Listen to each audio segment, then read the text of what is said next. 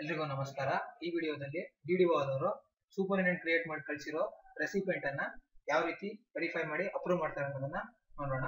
Path ಬಂದು work flow, work list. ಇವಾಗ work list ನಾನು ಕ್ಲಿಕ್ ಮಾಡ್ತಾ ಇದ್ದೀನಿ. ಕ್ಲಿಕ್ ಮಾಡಿದ ತಕ್ಷಣ ನನಗೆ ಡಿಡಿಒ ಅವ್ರದ್ದು ವರ್ಕ್ ಲಿಸ್ಟ್ ಕಾಣ್ತಾ ಇದ್ದೀನಿ ನನಗೆ. ಸೊ ಇಲ್ಲಿ ರೆಸಿಪೆಂಟ್ ಮಾಸ್ಟರ್ ಡಾಕ್ಯುಮೆಂಟ್, ಆ ಡಾಕ್ಯುಮೆಂಟ್ ನಂಬರ್ ಕೂಡ ನನಗೆ ಡಿಸ್ಪ್ಲೇ ಆಗ್ತಾ ಇದೆ.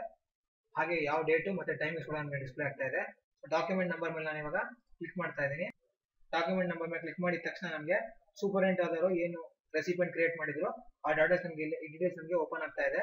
ಸೊ ಡಿಡಿಒ ಆದವರು ಆ ಡೀಟೇಲ್ಸ್ ಅನ್ನ ಮತ್ತೊಮ್ಮೆ ವೆರಿಫೈ ಮಾಡಿ ಅಪ್ರೂವ್ ಮಾಡ್ತಾರೆ. ಸೊ ಇದರಲ್ಲಿ ಏನಾದ್ರು ತೊಂದರೆ ಅಥವಾ ತಪ್ಪಿದ್ರೆ ಅವರು ಇದನ್ನ ಸೂಪರಿಂಟೆಂಡೆಂಟ್ಗೆ ಮತ್ತೆ ರಿಟರ್ನ್ ಕೂಡ ಕಳಿಸಬಹುದು.